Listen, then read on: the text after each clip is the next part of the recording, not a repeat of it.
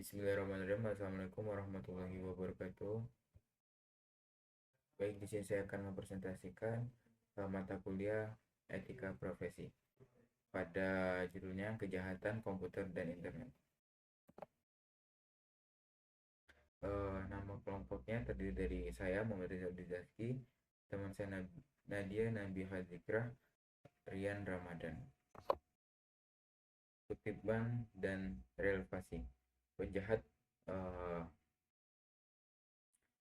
Presentasi ini dengan sebuah kutipan uh, Martin Luther King Jr. Beliau berkata, penjahat paling berbahaya adalah orang yang dikaruniai akal tetapi tidak memiliki moral. Relevan cybercrime dilakukan oleh orang cerdas tanpa etika. Kalau kita kaitkan dengan dunia digital, kutipan ini sangat pas. Banyak pelaku kejahatan komputer, sebagiannya orang pintar, mereka menguasai teknologi, tapi karena tidak punya moral, kemampuan itu dipakai untuk merugikan orang lain. Nah, inilah yang akan kita bahas dalam presentasi kali ini, bagaimana kejahatan komputer muncul, apa dampaknya, dan kenapa keamanan TI sangat penting. Kasus nyata Revelton ransomware. Jadi ceritanya ketika seseorang sedang berselancar di dunia internet, tiba-tiba komputernya terkunci. Layar menampilkan pesan seolah-olah dari FBI yang mengatakan bahwa komputer dikunci karena melanggar hukum. Bahkan ada ancaman hukuman penjara. Di sana juga ada instruksi kalau ingin membuka kembali komputer, korban harus membayar denda $200 dalam waktu 72 jam. Karena tampilannya meyakinkan lengkap dengan logo FBI, banyak orang yang panik lalu benar-benar membayarnya. Kasus ini menyebar sangat cepat dari Rusia ke Eropa sampai Amerika dan menghasilkan keuntungan jutaan dolar bagi kelompok kriminal. Dari sini kita bisa lihat bahwa kejahatan komputer tidak hanya merugikan secara materi, tapi juga membuat korban panik dan tertekan secara psikologis. Pada tahun 2012, komputer korban terkunci dengan pesan seolah dari FBI. Diminta membayar $200 agar bisa digunakan kembali. Penyebaran globalnya ke Rusia, Eropa, Amerika Serikat, Jepang. Kerugian jutaan dolar bagi korban. Setelah itu ada pentingnya keamanan TI. Melindungi data bisnis, pegawai, dan pelanggan. Resikonya pencurian, kebocoran, gangguan operasional. Dilema etis, publikasi atau sembunyikan insiden. Biaya keamanan versus kenyamanan pengguna. Dari kasus tadi, kita menarik kesimpulan bahwa keamanan teknologi informasi itu sangat penting. Kenapa? Karena ada banyak aset berharga yang harus dilindungi. Data bisnis perusahaan, informasi pribadi pelanggan, hingga data pegawai.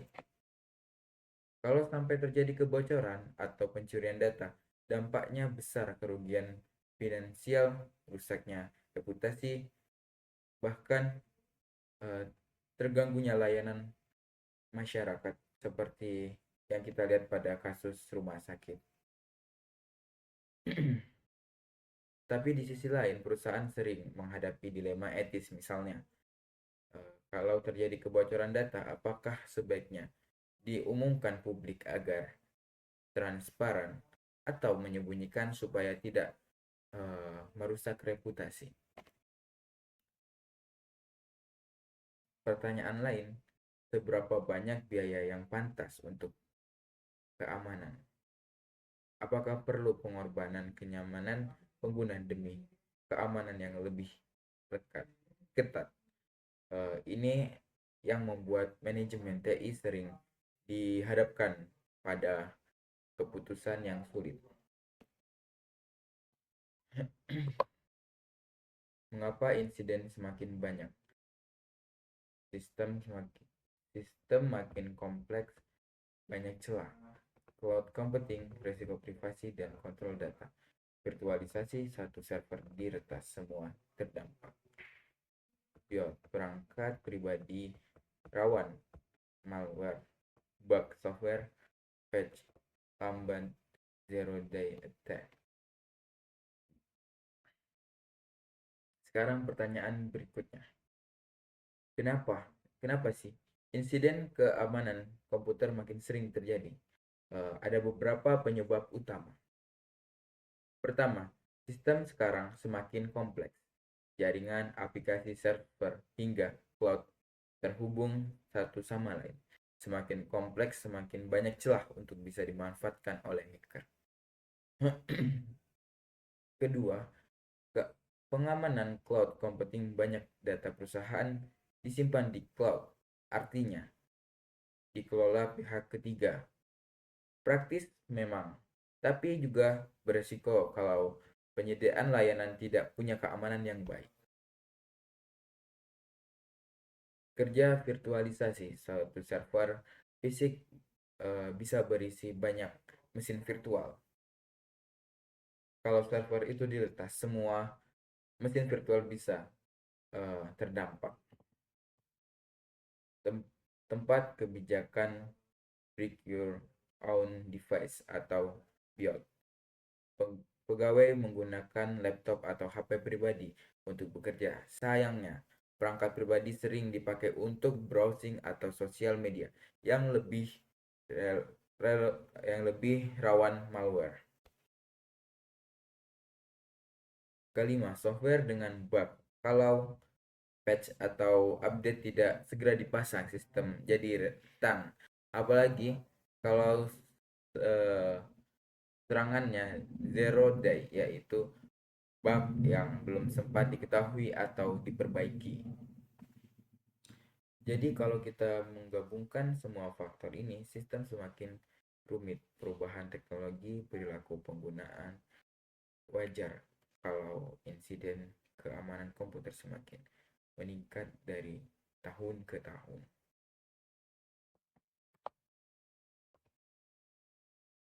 Setelah kita tahu latar belakang dan alasan kenapa insiden keamanan makin sering terjadi, sekarang mari kita lihat lebih detail jenis-jenis serangan dan siapa saja pelaku kejahatan komputer. Bagian ini akan dijelaskan oleh teman saya pada berikutnya. Terima kasih.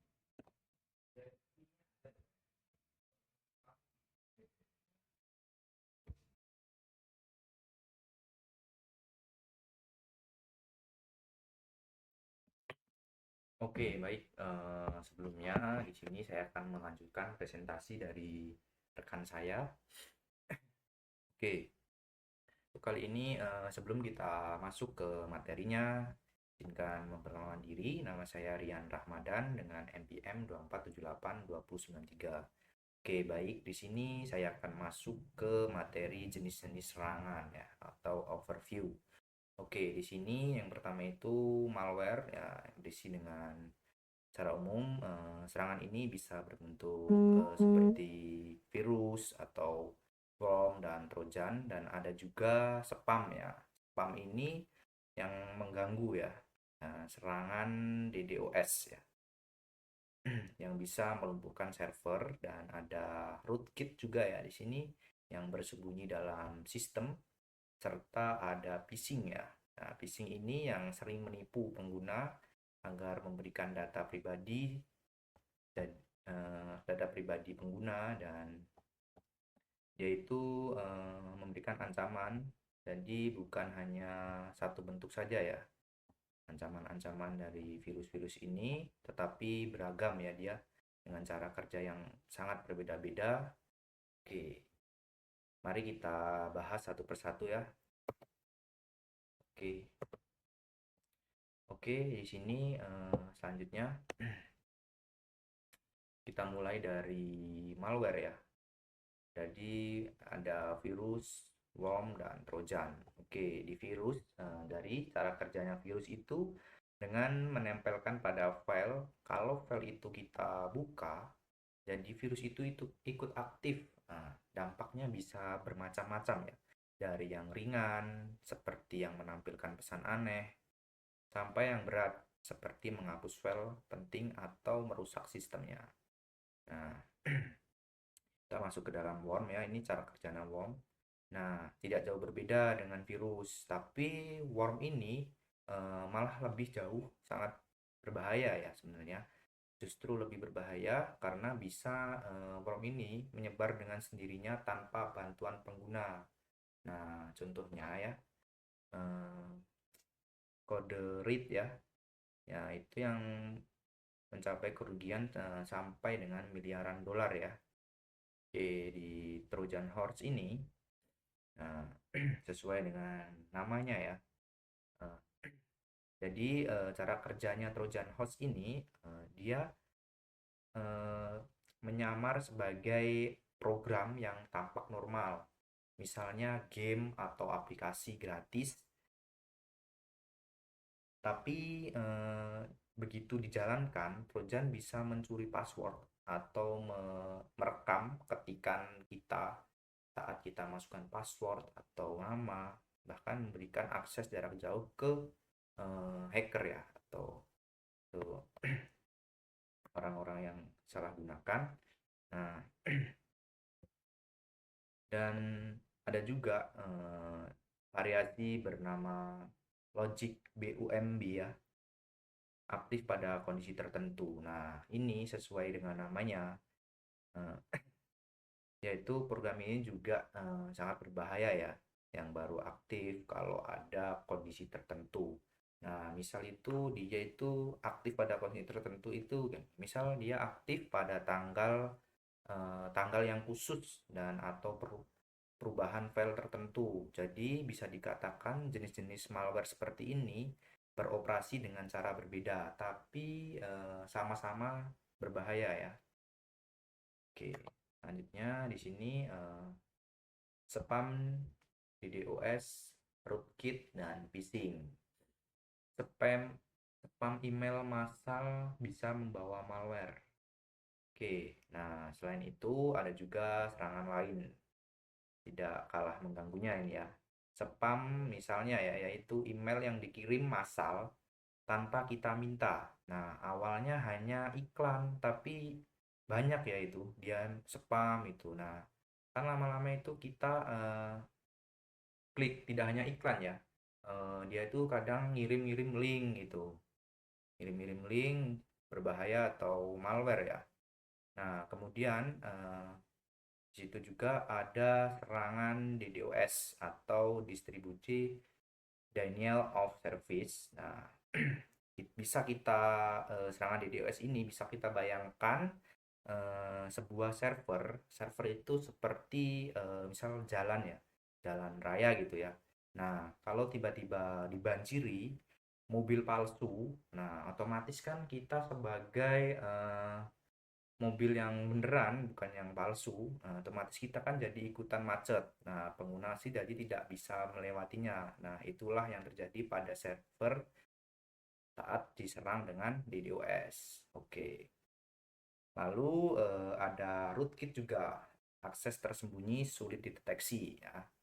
Nah, ini yang lebih rumit. Rootkit ini adalah kumpulan program yang berbahaya yang memberikan akses hacker tersembunyi ke komputer kita. Nah, bedanya dengan malware biasa, rootkit ini sulit untuk dideteksi. Kadang solusi terbaiknya adalah untuk menginstal ulang komputer kita ya. Kalau sudah terkena rootkit ini ya, solusinya menginstal ulang karena sangat sulit untuk ditemukan atau dideteksinya itu ya. Oke, selanjutnya ini yang phishing ya. Oke, yang phishing ini adalah serangan yang paling sering kita dengar ya, di tempat kita juga sering terjadi di sekitar kita ya. Nah, Hacker ini dia itu di phishing itu mengirimkan email atau membuat situs palsu yang mirip bank atau marketplace. Nah, tujuannya jelas ini untuk menipu ya. Tentu teman-teman juga sudah pernah lah dengar kejadian ya. Eh, Saudara kita atau teman-teman dekat kita itu menerima pesan atau via WhatsApp ya. Nah, dia itu mendapatkan hadiah 100 juta. Nah, di situ dia itu disuruh mengklik atau mengakses link itu. Nah, itulah tindak kejahatan dari phishing. Nah, ketika kita mengakses link itu, nah otomatis password atau username kita itu sudah masuk ke dalam perangkap mereka. Nah, kemudian dari hacker itu dia disalahgunakan dan banyak juga kasusnya yang tiba-tiba duit di Brimo atau di mobile banking mobilenya hilang, tiba-tiba hilang. Dan itu kasusnya. Nah, bagi kita jangan asal mengakses pesan-pesan yang tidak penting atau link-link yang penipuan kayak gitu ya. Oke, selanjutnya di sini pelaku kejahatan komputer. Oke, yang pertama ada hacker, positif atau negatif, dan cracker, berniat jahat dan malicious, insider, orang dalam, oke, industrial space, mata-mata industri, dan cyber kriminal, bisnis kriminal, dan aktivis politik atau ideologi, dan cyber teroris atau infrastruktur vital. Nah, oke. Sekarang siapa yang sebenarnya yang melakukan semua serangan ini? Nah, pelakunya beragam ya. Ada hacker, ya yang pertama itu ya. Hacker itu sebenarnya punya arti netral ya. Tapi sering dianggap positif dan negatif karena aktivitasnya dia perentas. Nah, perentas itu ya kayak ibarat eh, nyolong ya, perentas data ilegal. Jadi kayak negatif dan positifnya itu kurang juga ya. Dan ada cracker, ya, yaitu pelaku yang memang berniat jahat ya dia.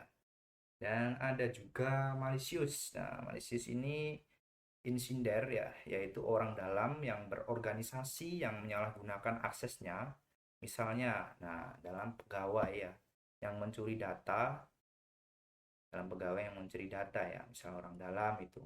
Misal kita mempunyai perusahaan dan itu kita mempunyai seorang pegawai dan pegawai itu eh, mencuri data dari perusahaan kita, yaitu yang dinamakan dengan malicious insiders. Oke, selanjutnya di industrial space. Nah, industrial space ini atau bisa disebut dengan mata-mata industri yang mencuri rahasia perusahaan. Contohnya seperti itu ya. Oke, di selanjutnya ada cyber kriminal. Nah, cyber kriminal ya itu sebagai penjahat dunia maya. Nah, ini murni yang menjadikan kejahatan ini sebagai bisnis, misalnya pencurian identitas atau ransomware. Selain itu ada juga aktivis ya, politik atau ideologi. Nah, di aktivis ini yaitu hacker dengan tujuan politik dan atau ideologi tertentu. Misalnya yang kemarin meretas situs pemerintah sebagai bentuk protes ya. Dan yang paling berbahaya adalah cyber teroris ya. Nah, ini yang menyerang infrastruktur vital seperti listrik, transportasi, atau perbankan dengan tujuan menimbulkan ketakutan pada pengguna atau pemilik ya. Oke, selanjutnya di sini lanjut ke slide yang kasus di Indonesia. Oke, tidak hanya di luar negeri saja ya, di negara kita pun ada ya. Nah, kita bisa lihat di sini kalau tadi contohnya banyak ya dari luar negeri. Sekarang mari kita lihat kasus nyatanya Indonesia pada tahun 2017 ya. Bisa kita lihat di sini Mungkin kita kemarin sudah membahas ya tentang ransomware di WannaCry 2017 itu, yang dia itu menyerang di beberapa rumah sakit besar seperti Rumah Sakit Darmais dan Harapan Kita. Nah, itu dia membuat serangan sistem medisnya itu lumpuh karena data pasiennya terenkripsi ya. Oke, selain itu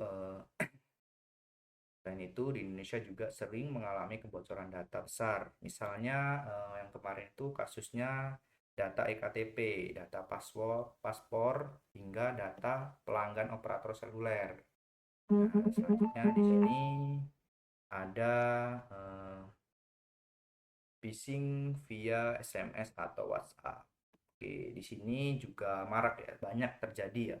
Contohnya SMS undian atau mendapatkan hadiah ratusan juta dan kita bisa mengaksesnya lewat link ini. Nah, itu yang dinamakan dengan phishing, dan itu bisa menyebabkan dengan kebocoran data kita ya. Oke, selanjutnya spam pinjol ilegal. Oke, ini juga jadi masalah besar karena data kontak korban bisa disalahgunakan untuk mengintimidasi ya. Oke, selanjutnya DDoS situs pemerintah. Nah, contoh KPU. Nah, belum lama ini ya, eh, situs pemerintah pernah kena serangan DDoS di KPU ya, dan di aktivis ini juga pernah melakukan defacing, yaitu mengganti tampilan situs pemerintah daerah untuk menyampaikan jadi situs pemerintah daerah itu dihack dan di menyampaikan pesan-pesan yang dia protes itu. Oke, jadi semua contoh ini menunjukkan bahwa ancaman cybercrime itu bukan hanya terjadi di luar negeri saja, bahkan di Indonesia pun terjadi ya. Dan ini contoh kasus-kasusnya. Oke, mungkin itu saja yang dapat saya sampaikan, dan selanjutnya akan dilanjutkan oleh rekan saya. Oke, terima kasih.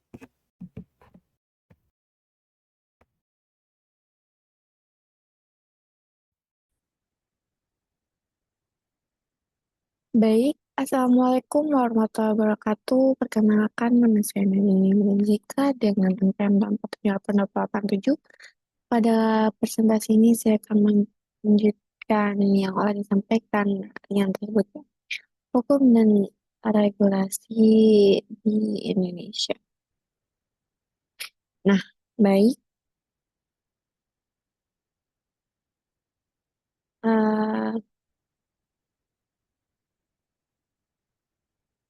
Nah, di Indonesia sendiri juga itu banyak kasus nyata.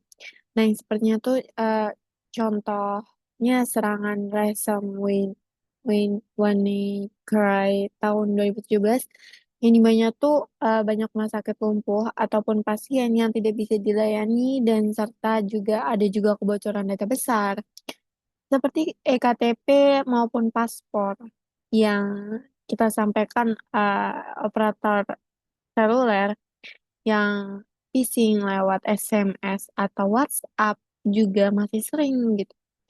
Nah, ini juga di-spam dari pinjaman online ilegal juga banyak merugikan masyarakat tersebut. Nah, bahkan website pemerintah pun sebenarnya tuh nggak aman gitu.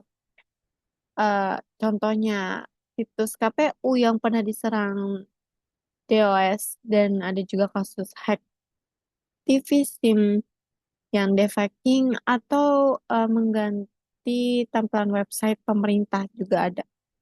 Nah, jadi di Indonesia itu termasuk rawan gitu ya. Nah, next lanjut ke yang ketiga. Nah, bisa kita lihat konsep trustworthy community. Nah, di mana sini ada hukum dan regulasi. Nah, untuk melawan cyber di mana banyak negara juga untuk membuat regulasi. Di Amerika ada CFAA, ECPA, Patriot ACT, CNA, SPAM, dan CA. Nah, kalau di Indonesia tuh kita tuh punya UU ITE dan lembaga khusus seperti BSSN tuh yang akan mengurus si keamanan cyber yang artinya tuh tindakan kriminal di Indonesia Maya. Juga ada hukumnya sama seriusnya dengan kejahatan di dunia nyata gitu. Oke, kita masuk ke slide 14. Risk assessment. Nah, ya di mana di sini juga ada konsep trustworthy communitying yang di mana Microsoft pernah juga memperkenalkan konsep trustworthy communitying. Intinya sistem itu harus memenuhi 4 hal ini. Nah, yaitu di sini ada security untuk aman dari serangan dan serta eh di- privasi data untuk pengguna terlindungi gitu. Dan juga ada ketiga reliability, sistem untuk stabil dan konsisten. Dan keempat itu ada integrity, yang dimana untuk perusahaan atau organisasi harus jujur, transparan, maupun etis. Nah, kalau keempat ini ada barulah pengguna bisa percaya pada sistem teknologi yang kita pakai. Yang next, kita masuk ke 15. Ke kebijakan dan edukasi. Nah,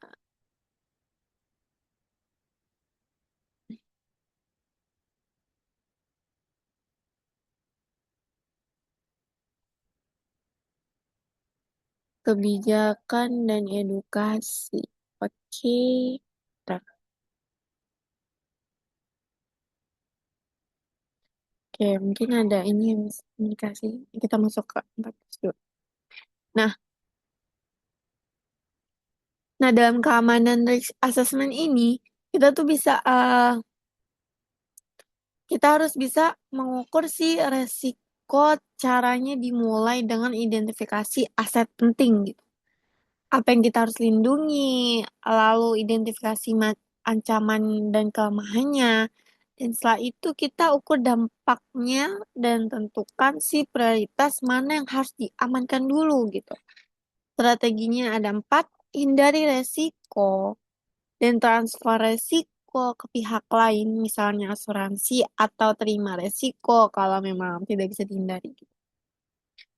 Nah, next masuk ke kebijakan dan edukasi. Nah, teknologi juga ini tanpa kebijakan dan edukasi. Tidak ada gunanya organisasi harus punya aturan tertulis gitu.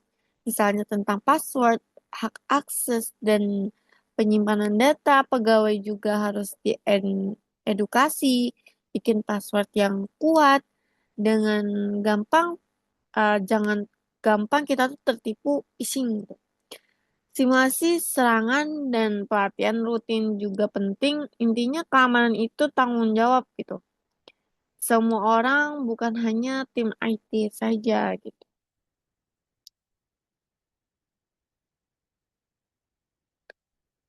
Nah, strategi pencegahan. Nah, ini juga biasanya dilakukan berlapis ya. Kalau kita bisa pakai firewall, IDS, dan antivirus, nah kita tuh jangan lupa juga ada langkah untuk mengantisipasi orang dalam yang berniat jahat gitu. Perusahaan besar biasanya juga punya disaster cover cancer supaya kalau sistem utama down itu masih ada backup dan yang tidak kalah pentingnya gitu. Audit keamanan secara berkala supaya celah bisa segera diperbaiki gitu. Dan directory and response. Nah, kalau ini, kalau pencegahan gagal, kita tuh harus bisa mendeteksi dan merespon cepat. Sistem IDS ini juga atau monitoring juga bisa membantu deteksi dini maupun lalu ada caranya, lalu ada rencana responnya. Yang pertama kita notifikasi, kemudian containment atau membatasi serangan, eradikasi untuk menghapus ancaman, recovery untuk memulihkan sistem, dan terakhir ada evaluasi. Nah, selain itu juga bukti di kita harus kita jaga gitu untuk kepentingan hukum. Dan laporan insiden resmi itu juga wajib dibuat gitu. Aneh. Komputer forensik. Yang dimana disinilah peran komputer forensik ini juga komputer yang proses untuk mengumpulkan dan menganalisis si bukti digital tersebut. Dengan itu kita bisa mengungkapkan pelaku untuk membantu proses hukum. Ada berbagai sertifikasi untuk forensik seperti CCA, ini GCVA, NC, dan perannya juga itu sangat penting gitu di dalam keamanan modern sekarang gitu. Karena bukan hanya mencegah, tapi juga untuk membuktikan kejahatan di pengadilan tersebut. Gitu. Dan next, keringkasan. Nah, jadi kita bisa rangkum untuk ancaman cyber tuh makin meningkat dengan berbagai jenis serangan mulai dari malware, phishing, DDoS, sampai insider pelakunya juga beragam gitu. Dari cracker kriminal sampai teroris cyber. Untuk menghadapinya tuh hukum dan regulasi penting. Begitu juga strategi pencegahan berlapis dan respon juga dengan cepat gitu. Terakhir, komputer forensik untuk membantu kita belajar dari serangan dan memastikan pelaku bisa ditindak. Kesimpulan, keamanan TI bukan lagi pilihan, tapi juga kebutuhan yang mendesak di era digital sekarang gitu. Nah, mungkin ini saja video presentasi kami. Saya tutup. Wassalamualaikum warahmatullahi wabarakatuh.